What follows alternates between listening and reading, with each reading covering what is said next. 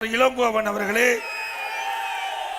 பொறுப்பாளர் ஏடிசி தனபாலன் அவர்களே, முன்னாள் எம்எல்ஏ சகோதரி திருமதி கு சித்ரா அவர்களே, மற்றும் நிகழ்ச்சியிலே பங்கு பெற்றுகின்ற ஒன்றிய கழக செயலாளர், நகர கழக செயலாளர், பேரு கழக செயலாளர்களே, கூட்டணி கட்சி சேர்ந்த நிர்வாகிகளே, பாஜக, பாட்டாளி மக்கள் கட்சி, அம்மா மக்கள் முன்னேற்ற கழகம், தமிழ் மாநில காங்கிரஸ், இந்திய ஜனநாயக கட்சி, மக்கள் ராஜ்ய கட்சி தலைவர்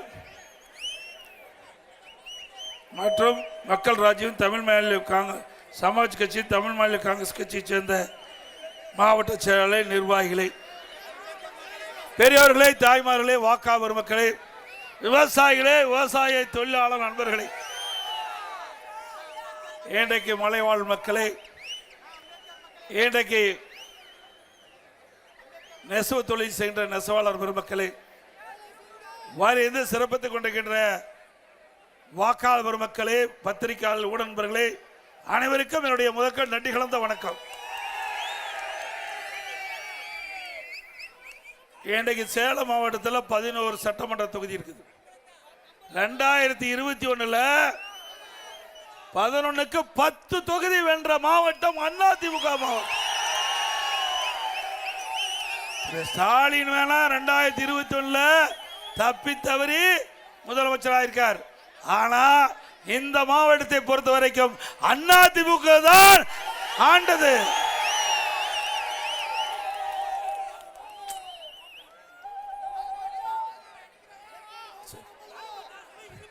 அதே போல 2021 வரை 11 2021 வரை நம்முடைய சேலம் மாவட்டம் முழுவதும் ஏற்காடு சட்டமன்ற தொகுதி மட்டுமல்ல, சேலம் மாவட்டம் முழுவதும் மக்கள் என்னென்ன கோரிக்கை வைத்தார்களோ அந்த கோரிக்கைகள் பெரும்பாலும் நிறைவேற்றப்பட்டிருக்குது. கிராமத்திலிருந்து நகர வரை சிறப்பான சாலை எல்லாம் செஞ்சு கொடுத்திருக்கிறோம். இன்றைய தினம் நம்முடைய அனைத்து இந்திய அண்ணா திராவிட முன்னேற்ற கழக தலைமையில் அமைக்கப்பட்ட கூட்டணி, தேசிய ஜனநாயக கூட்டணியும் அதிமுகவும் இணைந்து இந்த தேர்தல் நாம் சந்திக்கிறோம். நம்முடைய கூட்டணியின் சார்பாக ஏற்காடு சட்டமன்ற தொகுதிக்கு நம்முடைய வெற்றி வேட்பாளர் சகோதரி திருமதி பி உஷாராணி அவர்களே நிறுத்தப்பட்டிருக்கிறார்.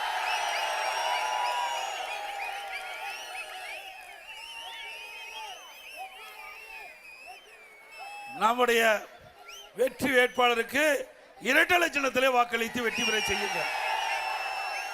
நம்முடைய சின்னம் பொன்மனச்சம்மாள் புரட்சி தலைவர் எம்ஜிஆர் சின்னம், அம்மா அவர்கள் சின்னம், விவசாயிகள் சின்னம், தொழிலாளிகள் சின்னம், ஏழைகள் சின்னம், வெற்றி சின்னம். வாக்களிப்பீர் இரட்டை இலைக்கு. இன்றைய தினம் ஸ்டாலின் சொல்றாரு, திமுக கூட்டணியில நிறைய கட்சி இருக்குதுன்னு. கட்சி இருக்கிறது உண்மைதான், வாக்கு இல்லையா? ஆள் இருக்கிறது உண்மைதான், ஆனா அங்க வெற்றி வாய்ப்பு இல்லை. அதிமுகவில் கூட்டணியுடைய எண்ணிக்கை குறைவாக இருந்தாலும் நம்முடைய கூட்டணி வலிமையான கூட்டணி. நம்ம கூட்டணி இருக்கின்ற கட்சிகள் வாக்கு வங்கிகள் நிறைந்த கூட்டணி, அப்படித்தானே? திமுகவில் 2021 எந்தெந்த கட்சியில அந்த திமுக கூட்டணி வச்சதோ அந்த கட்சி தான் எப்போ கூட்டணி வைக்குது.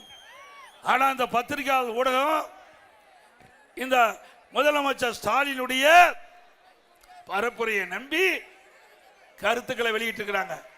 2021 சட்டமன்ற பொதுத் தேர்தலில் திமுக தலைமையில் எந்தெந்த கூட்டணி அங்கம் வைத்ததோ அதே கூட்டணி தான் இப்பொழுதும் அந்த கூட்டணியில தொடர்றாங்க. ஒரே ஒரு கட்சி, அது எந்த கட்சி போய் சேர்ந்திருக்குது? தேமுதிக.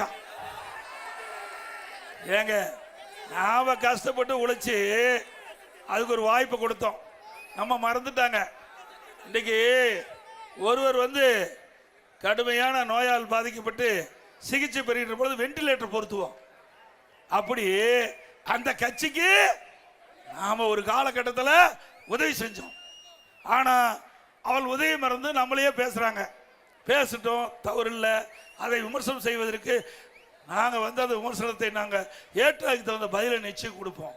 அதிமுக பொறுத்த வரைக்கும் எங்களுக்கு யாரெல்லாம் உதவி செய்யறோ அவர்களெல்லாம் ஏனியில ஏற்றி விடுவது போல ஏற்றி விடுகின்ற கட்சி அதிமுக கட்சி.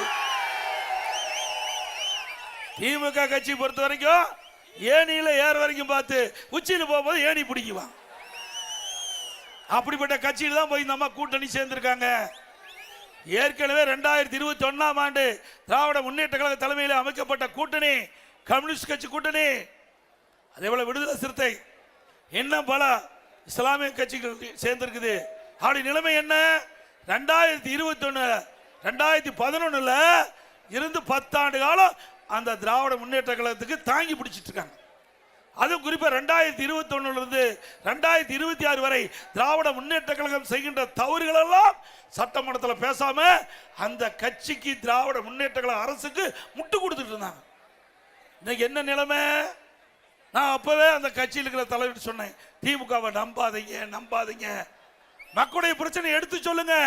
சட்டமன்றத்தில் பிரதான எதிர்கட்சி மக்களுக்கு குரல் கொடுக்கிறோம், எங்களுக்கு மக்கள் பலமா இருங்க. நீங்களும் எதிர்கட்சி வரிசையில் கோர்ந்திருக்கிறீங்க, நீங்களும் ஒரு இயக்கத்தை நடத்திட்டு இருக்கிறீங்க. ஒரு இயக்கம் வலிமையடைய வேண்டும் என்றால் மக்களுடைய பிரச்சனையை தைரியமாக சட்டமன்றத்தில் வெளிப்படுத்த வேண்டும், அரசுடைய கவனத்துக்கு கொண்டு வர வேண்டும், மக்களுக்காக நடுரோட்டில் வந்து போராட வேண்டும், வீதியில வந்து போராட வேண்டும்.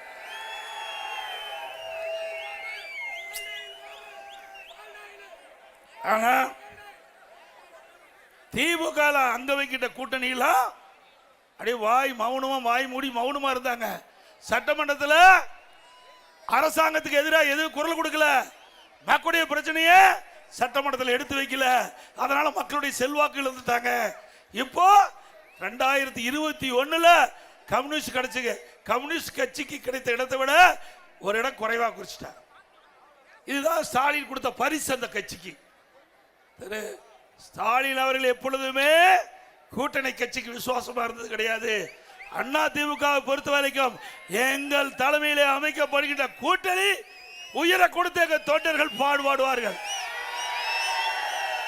அப்படித்தான் நம்ம நடந்தோம். நம்ம கூட்டணியில யார் நம்பினாங்களோ அவர்களுக்கெல்லாம் சின்னத்தை பெற்று கொடுத்த கட்சி அதிமுக கட்சி. எங்க கூட்டணியில நம்பி எங்களோடு இணைந்து பணியாற்றிய கூட்டணி வேட்பாளர்கள் எல்லாம் எங்களுடைய கட்சி நிர்வாகிகள் தொண்டர்கள் இரவென்றும் பகலென்றும் பாராமல் தேனீக்களை போல எருமை போல சுறுசுறுப்பா செயல்பட்டு அதிமுக நிற்கின்ற வேட்பாளரை விட கூட்டணி கட்சி நிற்கின்ற வேட்பாளர்களை பாடுபட்டு வெற்றி பெற செய்யக்கூடிய இயல்பான எண்ணம் உடையவர்கள். பொன்மனச்செம்மல் புரட்சி தலைவர் எம்ஜிஆர் இந்த இயக்கத்தை தோற்றுவிக்கின்ற பொழுது எப்படி உயர்ந்த உள்ளம் கொண்ட தலைவராக இருக்கிறாரோ அப்படி கழக நிர்வாகிகளை தொண்டரையும் எங்களுடைய தலைவர் எங்களை வளர்த்திருக்கின்றார். ஸ்டாலின்லாம் அப்படி அல்ல, திரு கருணாநிதி அவர்கள் அப்படி இல்ல. எப்பொழுது பார்த்தாலும்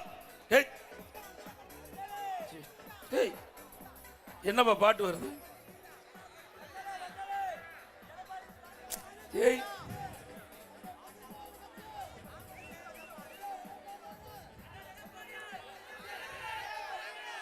ஆக அதிமுக பொறுத்த வரைக்கும் தொண்டலிருந்து நிர்வாகி வரை யார் நிற்கிறாங்க இல்ல, தலைமை என்ன சொல்லுதோ அதை நடைமுறைப்படுத்தக்கூடியவர்கள் அதிமுக. எப்படி ராணுவத்தில் கேப்டன் உத்தரவு போட்டா நம்முடைய சோல்ஜர்கள் எப்படி பணியாற்றார்கள், அதுபோல ராணுவ கட்டுப்பாட்டில் இருக்கின்ற இயக்கம் அதிமுக இயக்கம். அதனாலதான் நம்ம கட்சி ஒண்ணும் பண்ண முடியல. எவ்வளவு முயற்சி செஞ்சாங்க. நான் வந்து ஒரு விவசாய குடும்பத்தில் பிறந்து